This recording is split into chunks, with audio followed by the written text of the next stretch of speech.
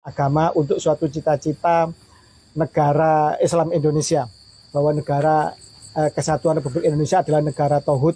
Tapi alhamdulillah sekarang sudah kembali ke pangkuan NKRI dan memahami bahwa ternyata NKRI ini sudah bersyariah, sudah sesuai dengan kaidah agama, bahwa Pancasila tidak ada satupun silanya yang bertentangan dengan Al-Quran atau ajaran agama. Semuanya dilandasi oleh nilai-nilai dari agama Islam itu sendiri. Dan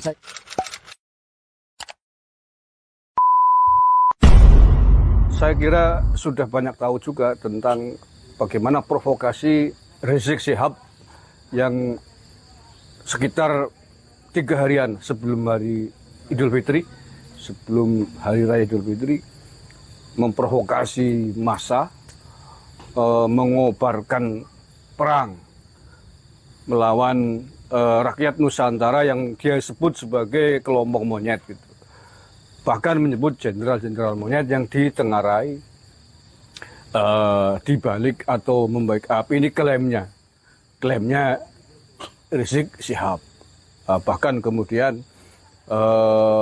itu provokasi itu dimakan mentah-mentah oleh sekelompok orang pengikutnya, di antaranya di Karanganyar kan, Jawa Tengah, dan di tempat lain, nantang-nantang mempersekusi dan lain sebagainya.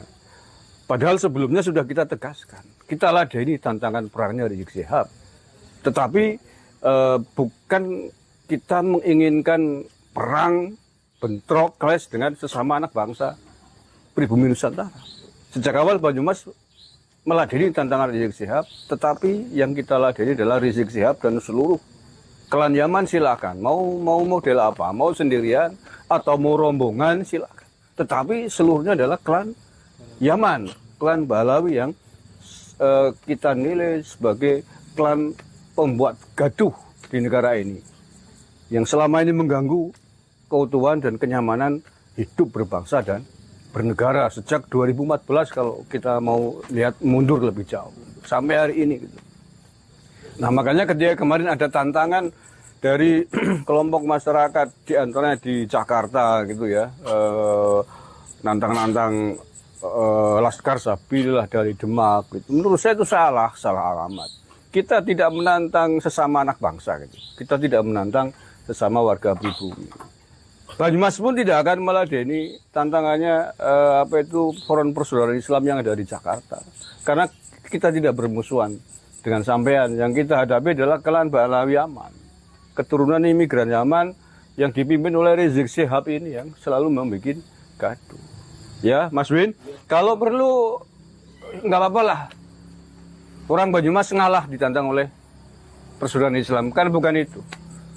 Tapi yang kita inginkan, kalau gentle laki-laki Rizik Syihab dan klannya, ya maju sendiri.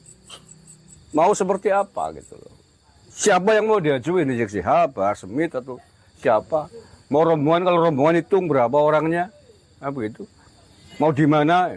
Tetapi jangan warga negara, jangan anak-anak Nusantara, warga pribumi. Bukan itu yang kita kehendaki.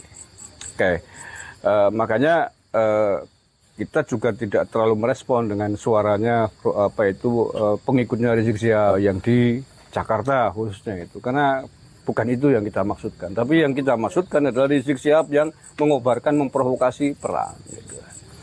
Nah, itu diantara dinamika-dinamika terkini yang terjadi, Mas Fakih. Jadi barangkali panjenengan punya perspektif lain. Pelaksanaan hukum di negeri kita ini memang terjadi tebang pilih atau diskriminasi, Bung Agusman. Ketika kemudian berlaku 2 undang-undang kewarganegaraan kalau tidak salah tahun 47 dan 58, pada saat itu kemudian mencoba untuk meluruskan pasal sektarianisme di dalam Republik ini. Kemudian terjadi gerakan kritis untuk melihat keabsahan nasab mereka, dan mereka sudah disodori kitab nasab, disodori bukti sejarah, ditanya isbat nasabnya, dan hingga tes DNA. Bahkan di antara mereka, Bung Agusman juga tahu, ada beberapa oknum dari habaib yang sudah telah dites DNA. Yang satu jelas-jelas berkhianat sesuai kesepakatan kalau dia nggak lolos J1 FGC 10500 sebagai markernya Imam Ali, ternyata sekarang berbalik arah. Yang lainnya tidak berani bernarasi, katanya takut dipersekusi. Lah ini makin lama mereka dibiarkan, ini bukan semakin tobat, bukan semakin insaf, tetapi malah nantang-nantang, malah memprovokasi pribumi untuk dibenturkan dengan sesama pribumi. Maka saya sangat sepakat dengan narasi organisasi pejuang kebangsaan termasuk PWI Laskar Sabila Banyumas ya, yang tidak akan meladeni tantangan dari pribumi, tetapi khusus untuk meladeni tantangan perang dari si dari si imam monyet ini, kan begitu. Saya kata imam monyet karena kurang ajar sekali. Dia di negeri orang, mungkin terindikasi dia masih WNA, dia berani menginjak-injak harkat martabat dan memecah belah kebangsaan di Nusantara ini. Ini sudah kurang ajar sekali. Orang Nusantara setelah menjadi mayoritas Islam ini menjadi orang yang lebih sabar, menganut, ngalah, ngalih, baru ngamuk. Mungkin ini kalau dibiarkan, kalau pribumi sudah pada fase ngamuk, saya tidak ngerti apa yang akan terjadi nanti. Mungkin masif akan terjadi operasi-operasi atau mungkin main hakim sendiri di tiap daerah. Itu yang tidak kita inginkan. Ketika rakyat marah, kesabarannya sekian lama sudah terbendung, kemudian diuji coba terus, digarai, atau kemudian kalau bahasa Jawa Timur nyala-nyala terus dikerjain terus, lama-lama kan bisa jebol kesabaran. Nah ini yang kita takutkan. Ayolah pemerintah harus turun untuk menyelesaikan polemik nasab ini. Gampang kok untuk mengkoreksi atau memverifikasi kaidah nasab siapa cucu Nabi dan tidak. Sebenarnya gampang sebenarnya. Cuma kalau ini dibiarkan terus, maka ya jangan salahkan ketika pribumi nanti betul-betul habis kesabarannya. Sebelum pra-Islam, jangan coba-coba imigran di Nusantara ini petentang-petenteng. Menurut Antonio Pigafetta, seorang ilmuwan dan penjelajah Itali, tidak ada bangsa yang pernah dia keliling seluruh dunia yang paling sombong, paling arogan, paling keras kepada pendatang kecuali pribumi Nusantara ini. Jangan coba-coba menatap mata orang pribumi Nusantara. Pasti akan dihajar. Kalau melawan pasti akan dibunuh. Ini kesaksian dari Antonio Pigafetta tentang pribumi Nusantara. Begitu Islam datang, kita mengenal Rasulullah kita sebagai penyempurna akhlak. Innama bu'itsu liutami makarimal akhlak. Pribumi Nusantara yang menjadi mayoritas Islam ini kemudian lebih sabar. Hingga kemudian menjadi lebih permisif hingga sekarang ini. Tetapi kalau kemudian ini dibiarkan terus, saya yakinnya hakul yakin watak asli bangsa pribumi Nusantara yang punya harga diri tinggi akan bangkit pasti. Pasti kita akan bangkit. DNA ngamuknya pasti nanti keluar. DNA kita pasti akan marah. Dan ingat, DNA haplogrup G ini bukan DNA petarung dan pejuang. Dimanapun mereka kalah kok. Peradaban mereka haplogrup G Kaukasus ini hancur lebur oleh Mongol, oleh Kievan terus. Kemudian mereka menjadi budak ke sana kemari. Kalah mereka ini. Mereka hanya bisa menipu dan menipu. Seperti Yuya di Mesir misalnya, menipu untuk menjadi mengangkat, mempengaruhi Amenhotep untuk menjadi Fir'aun misalkan. Pertama kali Fir'aun menjadi Tuhan ya Amenhotep, dikompor oleh si Yuya grup G ini. Dan ini jangan sampai terjadi. Maka Indonesia ini negeri yang besar, makmur, subur, kaya akan tambang, pertanian, kaya akan plasma nutfah, kaya akan sumber biologis, kaya akan oksigen, bahkan paru-paru dunia. Jangan mau dibodoh-bodohi oleh mereka yang mengaku datuknya hebat, ternyata dari negeri yang sampai sekarang melarat, hancur, lebur, kacau, miskin, gersang. Di Yaman sana. Jangan mau dibodohi. Orang itu dilihat dari karyanya. Bung Agus Mar dihargai orang karena karyanya, karena prestasinya, karena channel YouTube-nya yang hebat kebangsaan dan diakui oleh semua pemangku negara. Nah, begitu juga Nek Wali Songo dihargai karena karyanya membangun peradaban Islam yang luhur, yang luar biasa, rahmatan lil alamin. Pada akhirnya murid-muridnya, penerusnya dengan Nahdlatul Ulama, dengan Muhammadiyah membangun NKRI, yang NKRI ini sangat menjadi negeri yang luar biasa. Tapi mana datuk-datuknya Pak Alwi? Hingga sekarang Tarim mengaspal jalannya enggak bisa. Kalau banjir mesti ledok, mesti mesti licin, mesti jalannya nggak bisa dilalui karena apa? Karena bercampur antara tanah liat dengan air hujan. dan banjir dan tidak bisa membangun infrastruktur. Ini saya heran dengan pribumi Nusantara yang masih mudah dibodohi. Ya. Tanyakan saja kepada junjungan kalian. Ente Beb ngaku cucu Nabi. Mana pengakuan dari Yaman?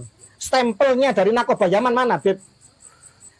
Ente katanya dari Irak. Minta stempel nasabnya dari Irak. Itu aja simpel pembuktian. Saya ngaku keturunan dari Jogja. Saya harus diakui oleh keluarga saya di Jogja.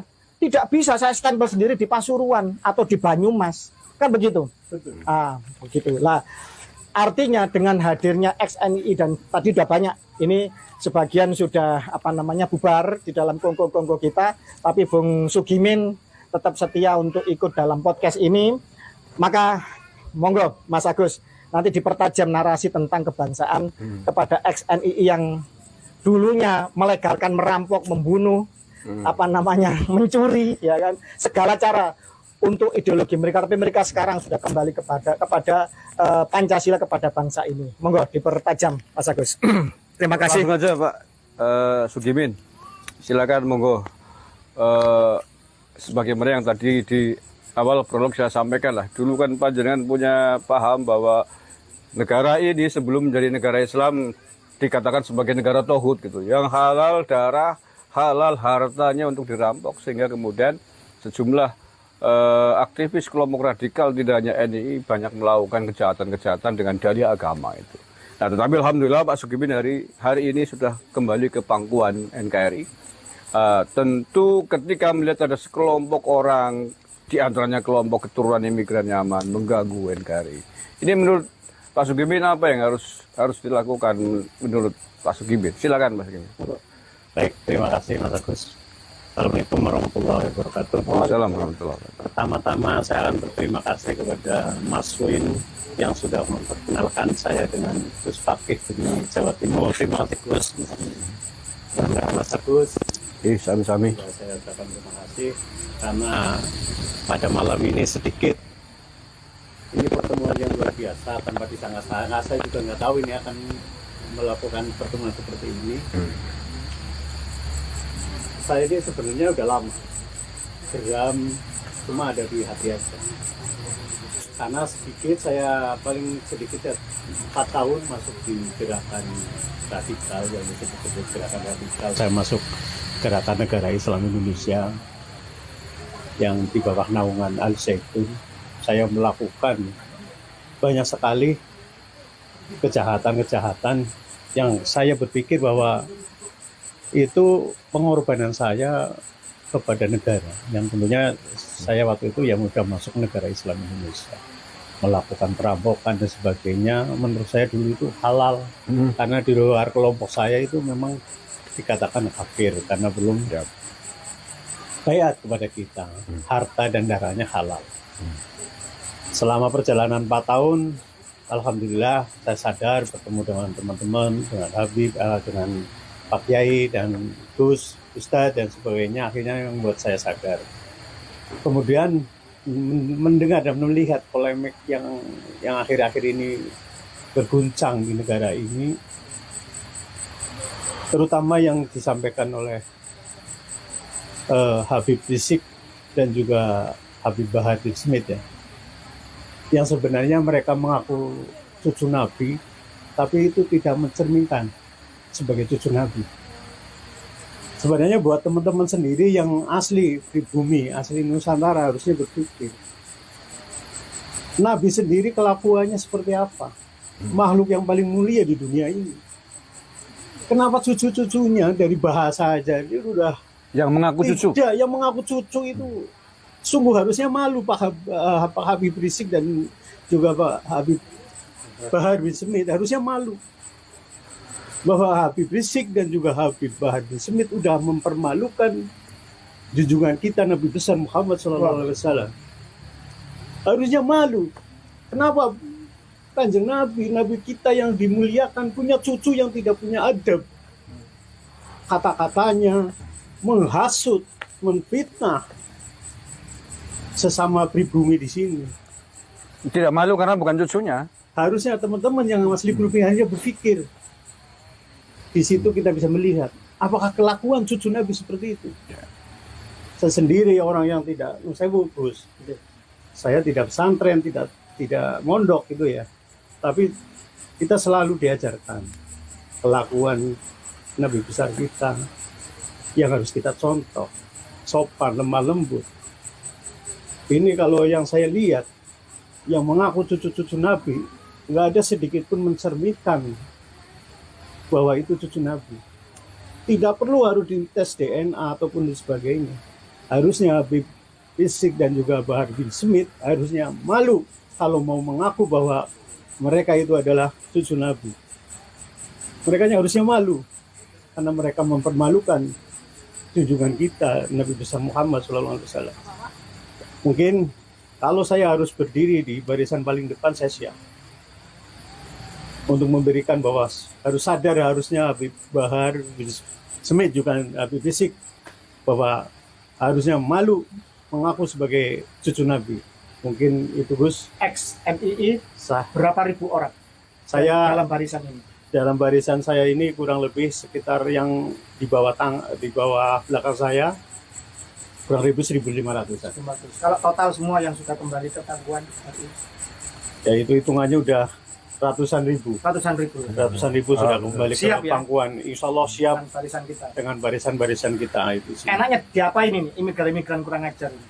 Seharusnya sebelum orang-orang asli pribumi ini marah dan mengeluarkan taring-taringnya, harusnya Habib Rizik harusnya segera sadar diri, dan untuk pemerintah sendiri harusnya bersikap lebih adil dan lebih dewasa. Jangan sampai nanti terjadi keributan ataupun masalah yang akan semakin besar. Jangan sampai terlambat. Dan jangan sampai terlambat. Mungkin itu aja, Gus. Jadi gini, dengerin ya, Imam Monyet ini barisan dari NII, mantan ex negara Islam Indonesia, menjawab tantangan Anda dimanapun dan kapanpun. Mereka siap untuk menjadi garda depan bagi NKRI dan bagi mereka-mereka yang mencoba untuk menistakan Nabi Muhammad, kan begitu. Siap. Ya, siap. Kita sikapi. Oke. Monggo Mas Wakih dulu. Terima kasih kepada Bung Agusmar dari KBN Nusantara dan juga channel dari PWI Laskar Sabrila Banyumas Raya.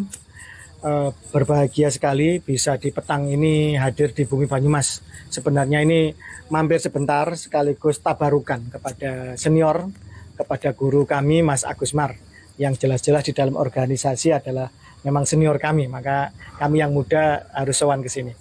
Dan kebetulan dalam rombongan kami ini sahabat saya, ini Bung Ahmad Sudimin.